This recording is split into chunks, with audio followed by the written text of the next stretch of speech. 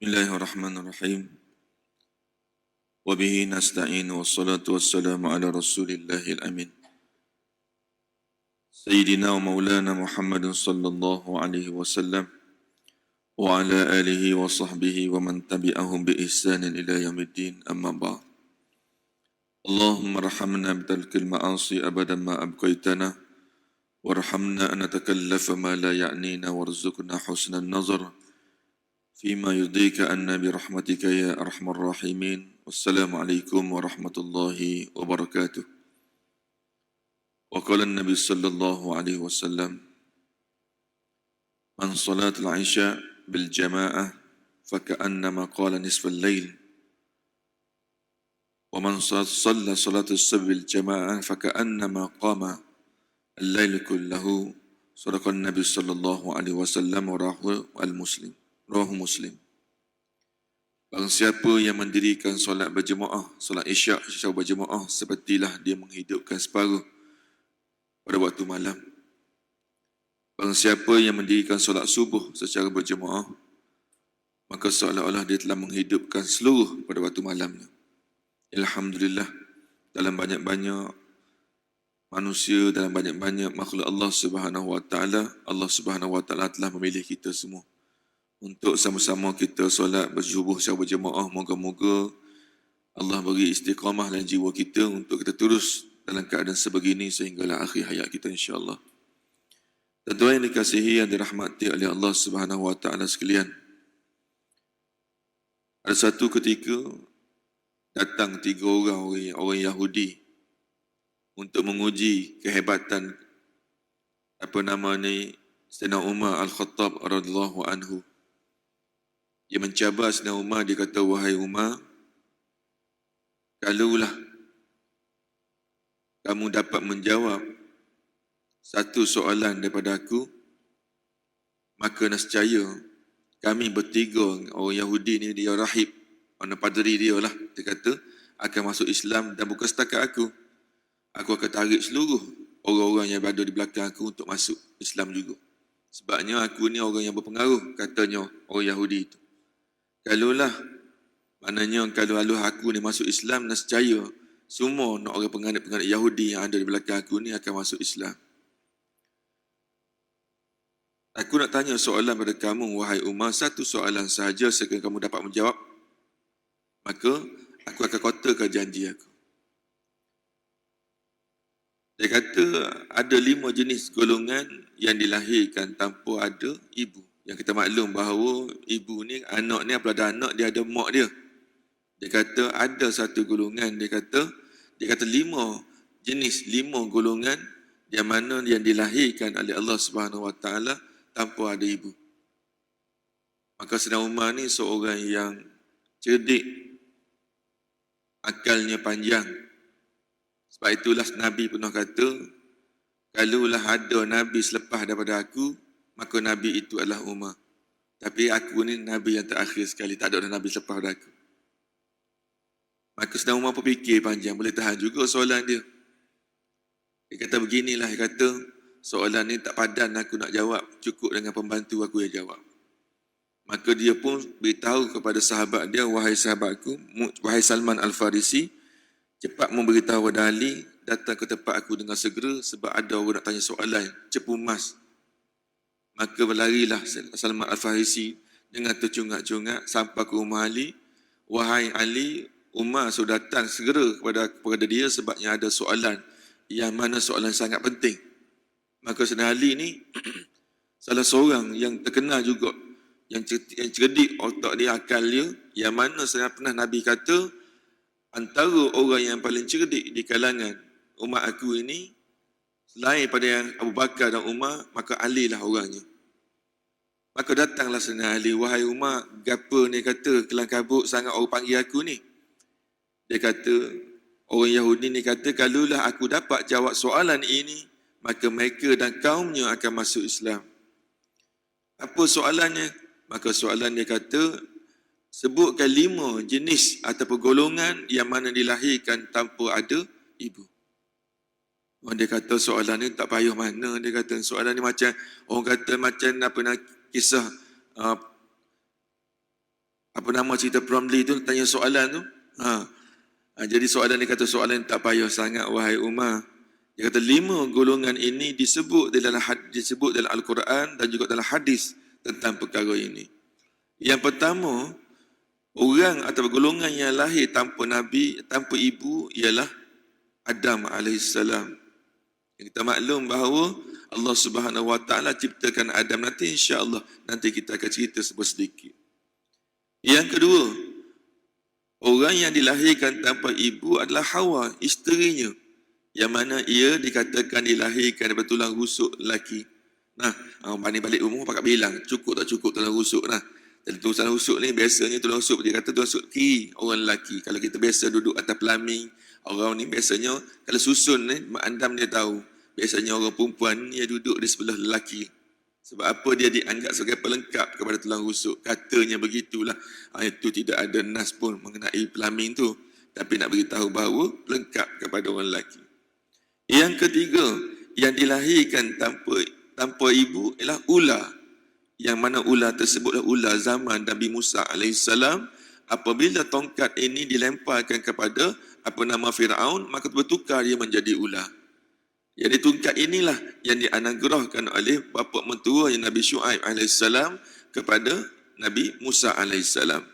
Yang ketiga, yang keempat, yang dilahirkan tanpa ibu ialah unta putih. Unta putih zaman Nabi Saleh AS, iaitu unta yang bunting, yang menjadi ujian yang cukup hebat kepada umat Nabi Saleh ketika itu. Yang mana unta putih itu keluar melalui batu apabila diketuk oleh Nabi Saleh AS. Itu juga unta yang dilahirkan tanpa ada ibu. Dan yang terakhir sekali adalah kibas.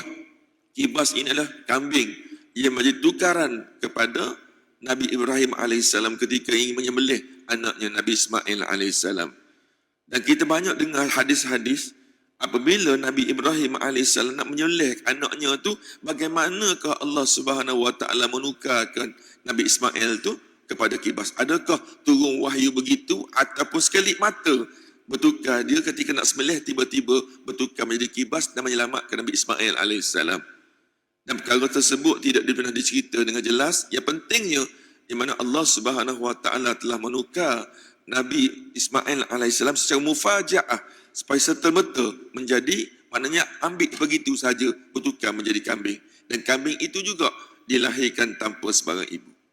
Ini jelas nak menunjukkan kepada kita bahawa maknanya ada kehebatan yang tak boleh kita nak fikir dengan akal fikiran kita. Kadang-kadang jauh zaman law ni dia rasa otak dia bijak. Semua benda dia nak fikir dengan akal fikiran. Yang mana benda yang tak masuk dalam akal, maka dia akan tolak walaupun ia berkaitan dengan akidah. Ini yang berlaku. Sebagaimana yang orang putih, orang Yahudi dan sebagainya, mereka meletakkan akal mereka setinggi-tinggi tempat.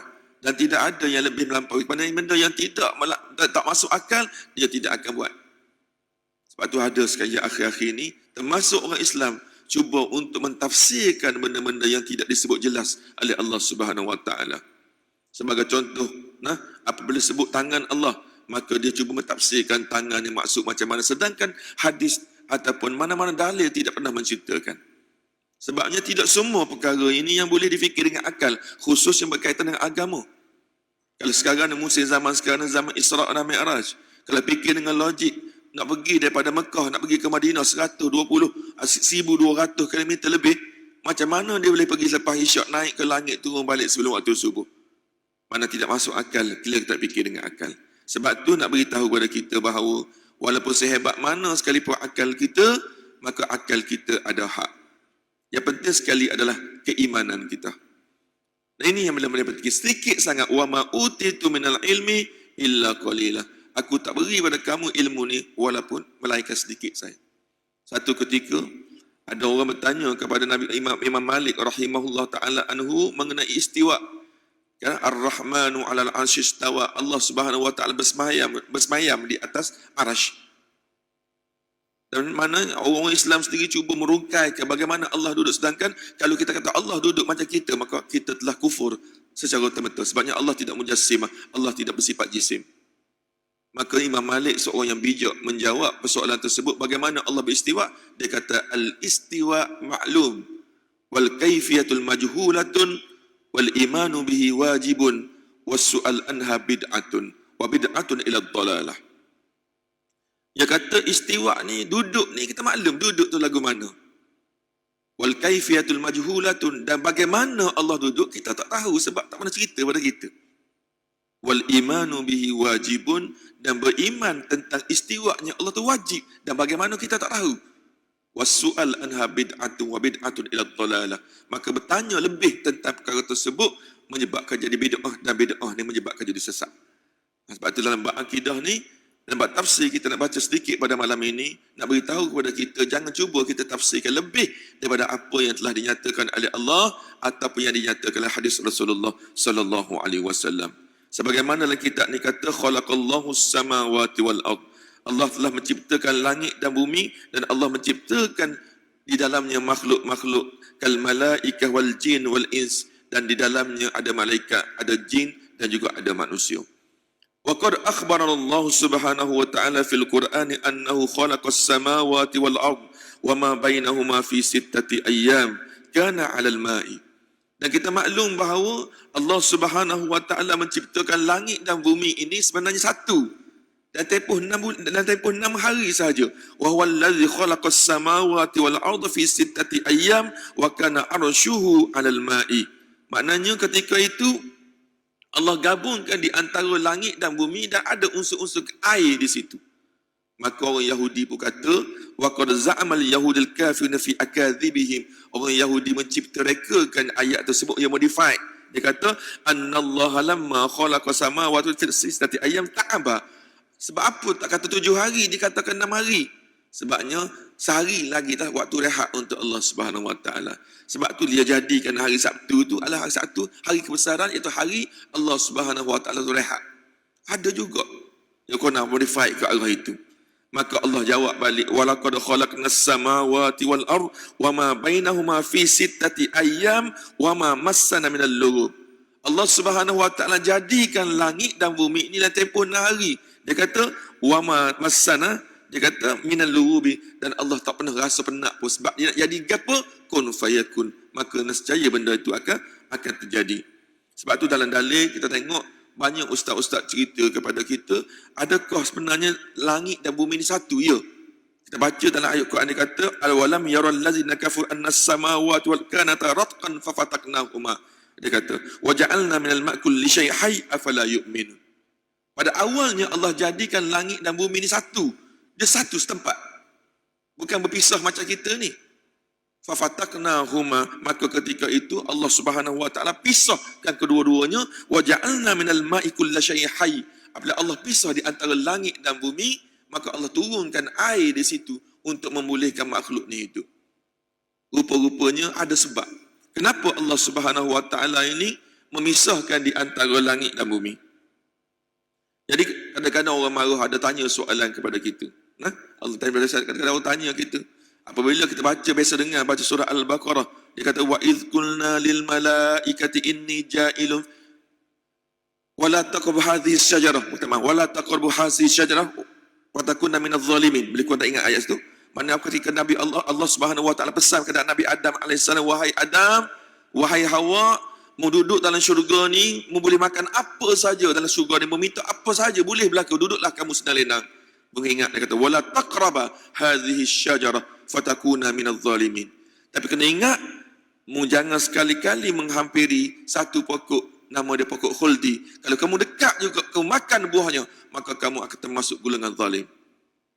Sebenarnya kita marah ada juga jenis orang fikir, kalau tak kerana Nabi Adam dan Hawa ni makan buah khuldi dalam syurga, tak payahlah kita duk fikir nak pergi ke masjid, lena-lena kata dalam syurga kan. Tak payah kita nak solat, tak payah kita nak puasa. Ini puasa ni, dah rusing dah, ya Allah, rusingnya puasa ni. Sebab apa tak boleh pergi kedai mamak pagi-pagi. Ni kadang-kadang kita pun nak mengungkit, ni salah tok kita dulu, ni makan buah khuldi. Kalau tak makan buah khuldi, tak payah fikir kita nak puasa, nak bekerja dan sebagainya. Tak. Allah Subhanahu wa taala dah sebut lebih awal. Sesungguhnya Allah Subhanahu wa taala akan jadikan dunia ini, maknanya penghuninya, khalifahnya adalah Nabi Adam alaihissalam. Dan buah khuldi itu penyebab untuk menyebabkan Adam AS ni turun ke bumi, dan Allah nak maklumkan bahawa musuh paling besar pada kita ni adalah syaitan dan juga iblis. Sebab tu dia kata, wa id qulna lil malaikati inni ja'ilun fil ardi khalifah. Sesungguhnya Allah kata kepada para malaikat, wahai malaikat, sesungguhnya aku nak jadikan manusia ni sebagai khalifah di atas muka bumi. Qalu ataj'alu man yufsidu fiha wa yasfiku ad-dima'a wa nahnu nusabbihu bihamdika wa nuqaddisu lak. Qala inni a'lamu ma la ta'lamun. Dia kata, ya Allah, mu nak jadikan manusia ni sedangkan mu tahu dah perangai manusia ni suka bergaduh, suka bertumpah darah, sedangkan kami bertasbih padamu sentiasa pun tak mampu nak jadi khalifah di atas muka bumi. Maka Tuhan jawab, sesungguhnya inni a'lamu ma la ta'lamun. Aku lebih tahu gapo yang aku buat. Malaikat pun sujud takut kepada Allah. Tapi orang tanya, adakah malaikat tu ego pada Allah sedangkan malaikat ni tak pernah melakukan maksiat? Tak. Malaikat tu nak menzahirkan, nak tanya, nak mengesah betul ke tak ni? Begitu. Rupa-rupanya Allah Subhanahu Wa Taala dah laku dan dah ciptakan dunia ini khusus untuk kita semua. Jadi buah khuldi itu penyebab di antara kita ni, maknanya duduk di atas muka bumi ini. Sebab tu dia kata di sini, wahai Allah, dia kata, lamma fasalallahu al-ardha 'anis sama', apabila Allah Subhanahu Wa Taala telah pisahkan di antara langit dan bumi, maka ketika itu anzala 'alaihal ma', Allah turunkan hujan, Allah turunkan laut, Allah turunkan air, wa hayya ahlil hayah wa ja'ala salihah lil 'aishi 'alaiha tamhidan li khalqin hayya 'alaiha. Maka ketika itu Allah Subhanahu Wa Taala turunkan air, Allah perhidupkan pokok-pokok dan semua binatang-binatang yang lain. Sebab apa? Sebab nak ciptakan manusia selepas daripada itu. Maknanya orang tanya, siapakah di antara makhluk-makhluk yang paling awal diciptakan oleh Allah Subhanahu Wa Taala? Pertamanya adalah malaikat.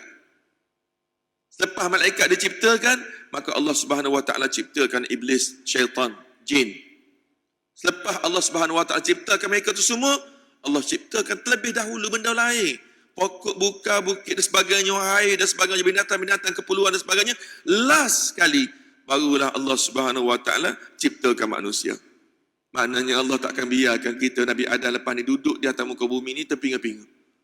Nak makan gapo, laut tak ada, air tak ada. Dah, Allah dah sedia semua ni. Sebab itulah kalau kita naik ke bulan, tengok bulan ni landai macam pada pasir, tidak ada gapo. Sebab Allah tidak ciptakan manusia untuk duduk di bulan. Sebab tu tidak ada pokok, tidak ada sebagainya. Nah, maknanya Allah Subhanahu Wa Taala tidak akan biarkan kita hidup di atas muka bumi ini tanpa ada sebarang kemudahan dan sebagainya. Sebab itulah wa tadullu ayatul Qur'ani ala anna Allah khalaqas samaa awwalan thumma khalaqal arda ba'da dzalik. Sesungguhnya Allah Subhanahu Wa Taala tunjuk jelas sekali, sesungguhnya langit ini merupakan antara ciptaan Allah yang pertama, kemudian ciptakan malaikat, diciptakan jin dan diciptakan tumbuh-tumbuhan, binatang dan sebagainya, dan akhir sekali barulah Allah ciptakan bumi untuk manusia ini duduki. Maknanya Allah Subhanahu Wa Taala dah sedia setiap kemudahan untuk kita hidup di muka bumi ini. Nah, jadi kenapa Allah Subhanahu Wa Taala ciptakan jin dan setan ni? Sebagaimana kita sebut, setan ni wa isqulna lil malaikati isjudu li adama fasajadu illa iblis aba wastakbara wa kana minal kafirin. Apabila Allah perintahkan wa 'allama adama al asma'a kullaha thumma aradahum 'alal malaikah faqala anbi'uni bi asma'i haula in kuntum shadiqin. Apabila malaikat bertanya kepada Allah, boleh dekat manusia ni yang tak tahu apa ni nak duduk atas muka bumi ni? Maka Tuhan kata dah, inni a'lamu ma la ta'lam, aku lebih tahu daripada kamu. Wa 'allama Adam al-asma'a kullaha, maka Allah ajarkan kepada Adam alaihissalam seluruh nama benda-benda, nama-nama dan sebagainya. Lepas tu dia panggil malaikat, dia uji malaikat, tanya tentang soalan-soalan tertentu. Adam alaihissalam boleh jawab, malaikat tak boleh jawab. Nak beritahu bahawa ini kuasa Allah Subhanahu Wa Taala, yang mana Allah jadikan dunia dan bumi ini, maknanya Allah turunkan seluruh kemudahan-kemudahan untuk kita semua. Nah, wahai Allah, dia kata, ini balik pada cerita jin tadi. Jadi kadang-kadang orang keliru tanya kita kan, di antara syaitan, jin dan iblis, jin, syaitan, iblis, ini di antara benda yang selalu keliru dalam kepala kita. Orang mana dulu ni? Jin ni mana pula, syaitan mana pula, iblis mana pula? Kadang-kadang orang sebut iblis, kadang-kadang sebut jin, kadang-kadang sebut setan, kita berkeliru. Ni jin masuk ni, kenapa tak kata iblis masuk, tak kata setan masuk? Nah, jadi sebenarnya dia dalam hadis dalam Quran jelas sebut tentang perkara ini. Dan orang kata setan ni tidak akan mati sampai hari kiamat. Tak. Setan ni sifat dia akan mati sama dengan manusia. Jin sama akan mati sama dengan manusia. Cuma umur dia mengata lebih panjang daripada umur manusia. Itu beza di antara jin. Dan iblis ni bagaimana pula? Sebab jin ni banyak ulama khilaf dalam soal pentafsirkan perkara ini. Jin ni, adakah dia ni golongan iblis, adakah golongan syaitan? Ada mengatakan iblis nombor satu. Apabila iblis kufur, maka terpecah dua bahagian. Ada jin di kalangan, kalau apabila disuruh sujud pada Nabi Adam AS, maka iblis aba wastakbara, dan dia enggan dan dia takabur. Ada mengatakan terpecah dua, satu yang Islam, satu yang kafir. Yang Islam tu namanya jin Islam, yang kafir tu namanya syaitan, boh dia iblis. Dan banyak pentafsiran di situ. Cuma kalau sebut pasal mati ni, iblis, kita tengok jin ni satu, boleh kata kesimpulannya di satu kumpulan. Jin ni dua bahagian. Ini menurutkan kebanyakan para ulama. Satu bahagian dia Islam, satu bahagian dia kufur. Yang Islam ini, jin Islam lah. Yang kufur ini, tokeh dia adalah iblis. Boh besar sekali. Yang dimaksud dengan munzarin, yang disebut Al-Quran, yang mana yang tidak akan mati sehingga hari kiamat ni, hanya seorang je. Siapa? Iblis. Setan-setan dan jin-jin semuanya juga akan mati seperti kita. Cuma tempoh panjang umur dia adalah jauh lebih panjang daripada kita berdasar kepada hadis-hadis yang lain. Wallahu a'lam bissawab. Wa hayyahu Allahul ardha lil insan. Tak masuk lagi cerita dia ni, baru mukadimah. Dia kata, wa hayyahu Allahul ardha lil insan. Maka Tuhan sebut jelas-jelas daripada awal. Sebab kita kata tadi, kenapalah Nabi Adam AS ni dia makan buah khuldi. Kalau tak kena makan buah khuldi, tak payahlah kita mengantuk-mengantuk mari sembahyang subuh. Nah, ada tengah berzikir, alhamdulillah. Kalau berzikir tu alhamdulillah, ada yang tersenggut tu lah, ada juga. Nah, sebenarnya tidak. Dia kata dah, wa hayyahu Allahul ardha wa qaddara fi khairatiha. Maka Allah Subhanahu wa taala dah memang sediakan dunia ini adalah untuk manusia, wa qaddaraha fiha khairatiha, yang mana Allah Subhanahu wa taala dah pun letak di dalam segala kemudahan-kemudahan yang mana untuk kegunaan manusia. Mana tak perlulah. Maknanya kita nak metikaikan dengan kenapa Nabi Adam makan buah khuldi dan sebagainya. Allazi ja'ala lakumul arda firasyan was samaa'a binaa'a wa anzala minas samaa'i maa'a fa akhraja bihi minas samarati rizqan lakum. Jelas dalam surah Al-Baqarah ayat 22 ni menyebut Allah Subhanahu wa taala jadikan bumi sebagai hamparan bagi kamu dan langit itu sebagai bumbung bagi kamu, wa anzala minas sama', dan Allah turunkan air, fa akhraja bihi minas samarati rizqan lakum. Maka Allah turunkan bagi kamu buah-buahan, pokok-pokok dan sebagainya. Makna jelas di sini.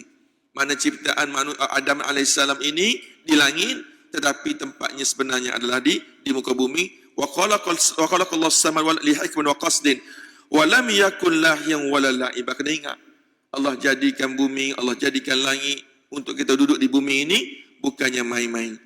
Maknanya Allah cipta ini memang ada matlamatnya, ada sebabnya. Sebabnya apa?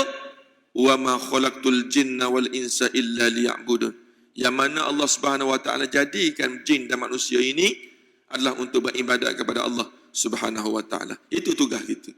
Itu matlamat jadikan bumi ini, sehingga dikata wa ma khalaqnas sama wal ard wa ma bainahuma la'ibin. Allah Subhanahu wa taala tidak akan jadikan langit dan bumi ini la'ibin, untuk main-main, untuk suku-suku dan seronok dan sebagainya. Wallahu a'lam bissawab. Barulah kita masuk di sini, wa yabdu anna Allah khalaqa makhluqatil hayyah qabla khalaqal insan faja'ala fil abihari wa anhariha. Saya sebut tadi, mana Allah Subhanahu wa taala jadikan dahulu langit, jadikan dulu bumi, jadikan dulu sungai, jadikan dulu laut dan pokok-pokok sebelum jadikan manusia. Dan akhir sekali, maka Allah Subhanahu wa taala turunkan Adam alaihissalam. Jadi sebenarnya pada awalnya dikata Adam alaihissalam dinamakan sebagai Abul Bashar, yang disebut sebagai bapa kepada manusia ini. Allah sebut di dalam Al-Quran sebanyak 25 kali disebutkan nama Adam alaihissalam di dalam di dalam Al-Quran. Kadang-kadang banyaklah, sebab kadang-kadang disebut waiskut, kadang-kadang tuju direct kepada Nabi Adam, dan kadang-kadang dituju kepada kita, ya bani Adam. Bani Adam tu, anak-anak Nabi Adam ni ditujukan kepada kita. Dan banyaklah di dalam Al-Quran Allah Subhanahu Wa Taala sebut tentang kisah Nabi Adam ini diciptakan bagaimana. Nanti kita ceritakan sedikit sebanyak dalam bab ini. Nah, sebagaimana kita maklum bahawa Allah Subhanahu Wa Taala ciptakan malaikat daripada cahaya dan Allah Subhanahu Wa Taala ciptakan jin ini daripada api.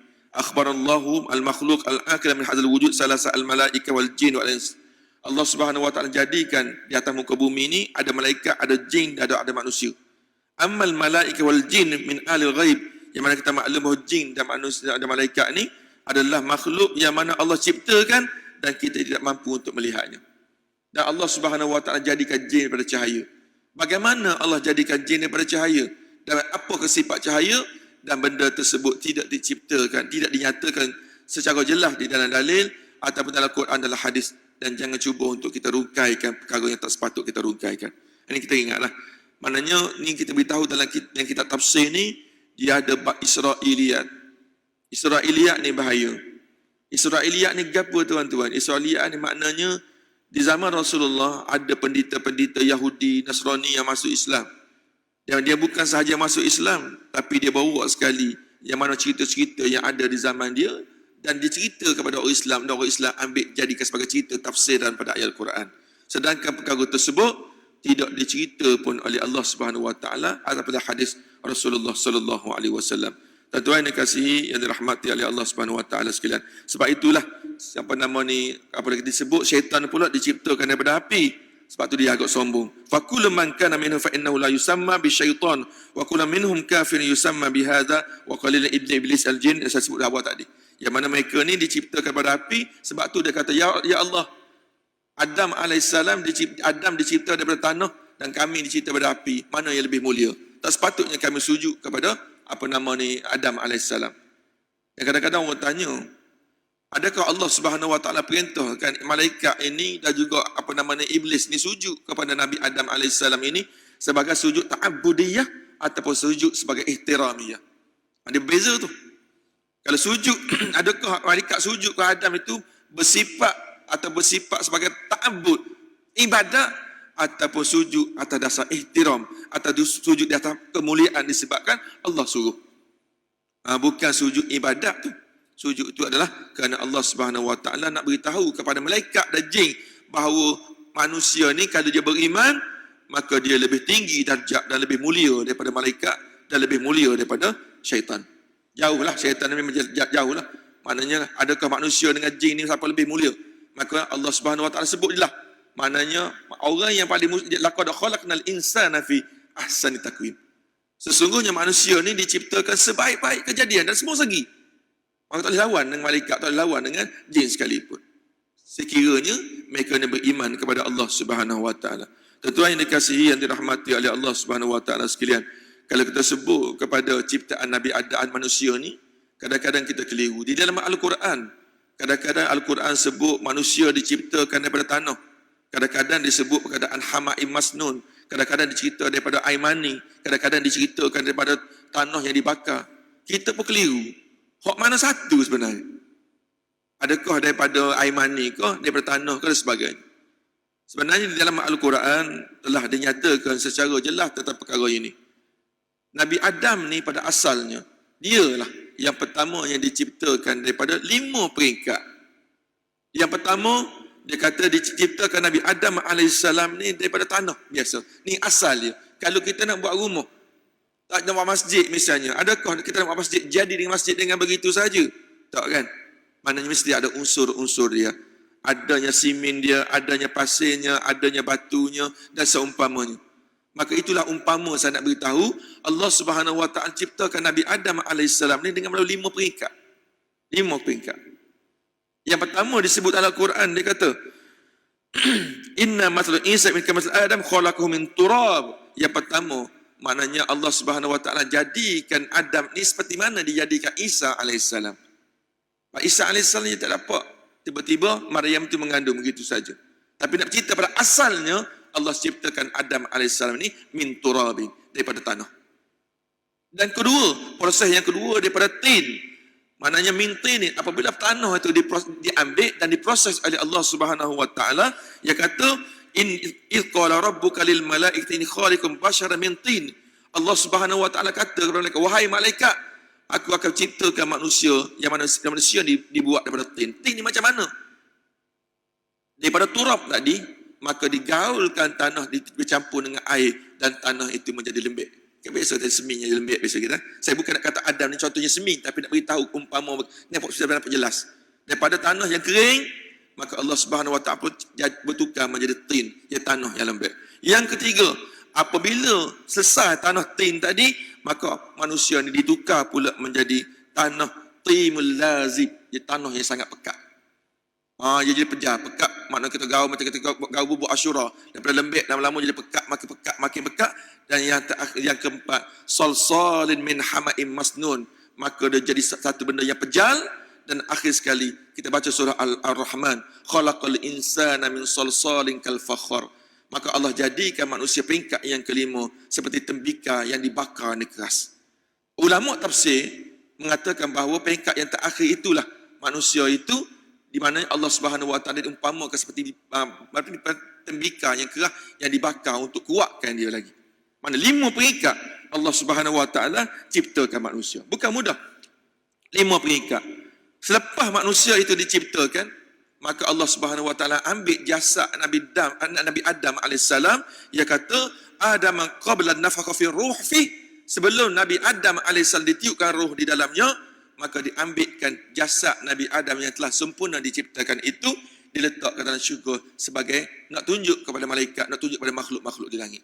Inilah insan atau manusia yang aku sebut, yang akan aku ciptakan. Dia kata, al-marahil khamsah as-sabiqah hiya li Adam qabla an-nafakha fi ruhi turabin thumma tin thumma tin lazim thumma salsalan min hama'in masnun thumma salsalan kal fakhar. Dan 5 peringkat yang saya sebut tadi, Allah Subhanahu wa taala jadikan Nabi Adam AS tanpa ditiupkan roh di dalam jasadnya. Maknanya Nabi Adam tak hidup. Belum dihidup lagi.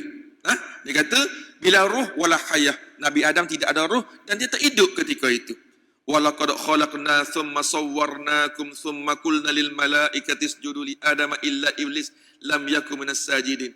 Kami jadikan Nabi Adam alaihissalam, menjadikan manusia bapa kita Nabi Adam alaihissalam, summa sawwarnakum, dan kami bentukkan dia seperti mana bentuknya kita sekarang.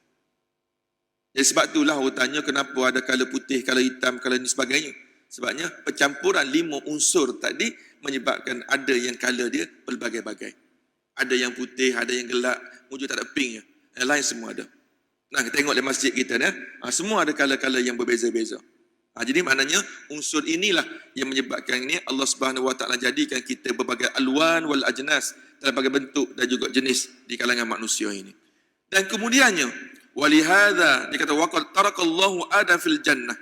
Allah Subhanahu wa taala selepas cipta kepada 5 unsur dan bentuk Nabi Adam tadi, maka Allah tinggalkan Nabi Adam dalam syurga untuk ditonton oleh makhluk-makhluk ciptaan Allah dalam syurga. Jasadan musawwara. Bagaimana bentuknya? Berjisim dan berbentuk tak serupa malaikat, tak serupa iblis. Dia kata, wa tamathla mujassaman, sifatnya berjisim. Berbeza dengan sifat-sifat makhluk-makhluk langit yang lain yang tidak berjisim, yang tidak nampak, kita nampak muka selagi mereka tak tunjuk. Manusia ni berjisim, bidunurih wala hayah, dan muddah min zaman la ya'illahu. Yang mana Allah tinggalkan Adam dalam syurga dalam tempoh yang agak lama, tempohnya tidak dinyatakan dalam Al-Quran dan tak dinyatakan dalam hadis. Jangan cuba nak tafsirkan lebih daripada itu. Tapi disebut sinilah alal muddah, maknanya dalam tempoh yang agak panjang. Dia kata, wa akhbarana Rasulullah sallallahu alaihi wa anna awwala ma yakhruju min insan wa ajbun dzambun. Dia kata pada awalnya hadis Bukhari mengatakan bahawa kullu bani Adam ya'kuluhu turab. Dia kata seluruh bani Adam ni akan dimakan oleh tanah. Illa ajbul dzamb. Maknanya ketika itu melainkan ajbul dzamb. Kita masuk tulang sulbi. Sebenarnya bukan tulang sulbi. Bawah daripada tulang sulbi. Kalau tu di belakang kita ni, dalam kitab dia tunjuk ni tulang belakang kita di ujung sekali. Dia kata ketika itu makhluk Allah yang ada di langit sangat takjub ciptaan Allah Subhanahu wa taala, khususnya dipanggil sebagai ajbul dzanab.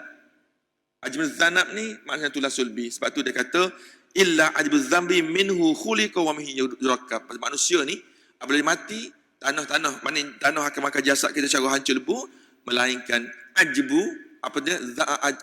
Ajbuz zanab nama dia. Boleh ilmu bagi dipanggil ajbuz zanab.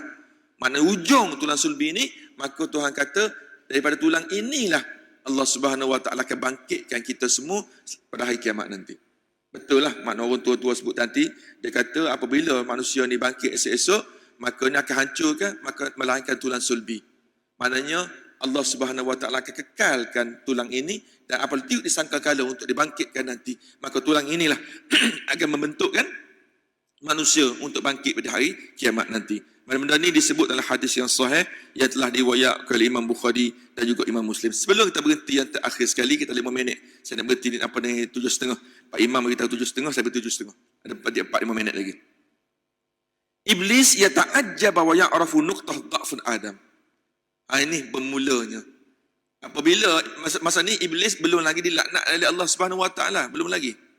Nah, apabila Allah pamerkan jasad Nabi Adam alaihissalam di dalam syurga, maka datanglah malaikat, termasuklah Iblis. Iblis tengok kepada jasad manusia, wah. Kalau kita kata, wah, hebat betul maksud ni, ciptaan Allah kali ni. Memang hebat. Dan menakjubkan, tak pernah dibuat sebelum ni. Seolah begitulah kita kata. Mana Iblis cek, tengok keliling, saya ingat masa kecil-kecil tu, pandai orang tua buat ilmu sesat pada kita. Pusat kita ada ni sebab apa setan cucuk? Mana mandat dalil nas tak ada? Nah, tak ada lah. Nanti semua tu ciptaan kita belaka tu. Iblis pun tawaf di kelilingan jasad Adam alaihissalam ketika itu, belum ditiupkan roh, dia tengok, dia takjub. Tiba-tiba dia terperasan. Oh, aku nampak dah. Iblis kata, aku nampak dah. Ni bukan saya beritahu ni. Dalam kitab dalam hadis mengatakan, aku nampak dah. Di sebalik kelebihan manusia, aku nampak kelemahan manusia yang sangat jelas sekali. Apa dia tunjuk ni? Perut. Inilah kelemahan manusia. Sebab kita maklum bahawa perut kita ni satu benda menjadi punca kepada segala-galanya dalam kehidupan kita. Maka syaitan kata, aku tahu dah kelemahan manusia, di mana tempatnya? Tempatnya adalah perut. Perut tempat kita, kelemahan kita. Jadi maknanya dia kata, aku boleh mainkan Adam. Dia ada perancangan dia dah. Sebab dia kata manusia ni akan jadi sebaik-baik manusia, maka aku tahu dah bagaimana aku nak keluarkan kawan ini supaya dimukakan oleh Allah Subhanahu Wa Taala.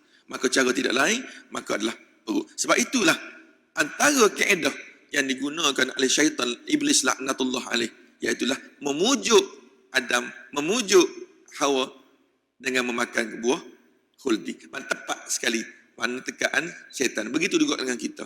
Sebab apa kita ni jauh dengan Allah Subhanahu Wa Taala? Disebabkan perut. Kita makan banyak, satu hal. Kita makan tak kira di antara halal dengan haram, satu hal.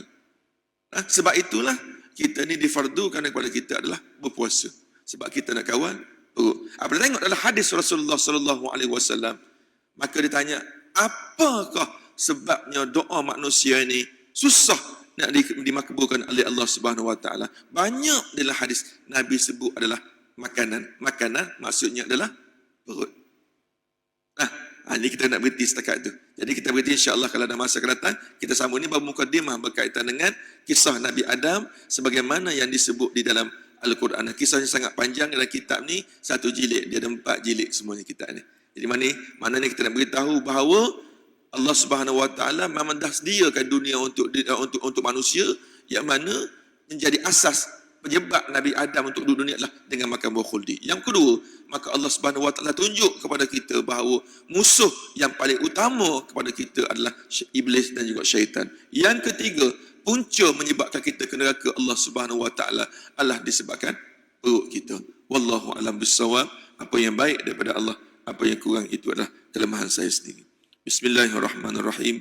Ya muallimal Ibrahim al-hikmata 'allimna, ya mufahim Sulaiman fahimna fafahamnaha Sulaiman, wa kullan atayna hukma wa ilma wa sakharna ma'a Daud al-jibali yusabbih wa tayyukunna fa'ilin. Ya Rabb Sulaiman, ya Rabb Ibrahim, Musa wa Isa, ya Rabb Muhammadin sallallahu alaihi wasallam, akhrijna min dhulumatil jahli wan nisyan bi rahmatin. Allahumma zidna ilma warzuqna fahma bi rahmatika ya arrahimin. Allahumma nawwirna bi nuri ilmik wa ab'ina nisyan bi rahmatika ya arrahim. Allahumma rzuqna fahman nabiy sallallahu alaihi wasallam bi rahmatin. Walhamdulillahi rabbil alamin. Subhanakallahumma hamdik asyhadu an la ilaha illa anta wa astaghfiruka wa atubu ilaik. Wal asr innal insana lafi khusr illa bis salihat wa tawasaw bil haqq was sabr. Wassalamu alaikum warahmatullahi wabarakatuh.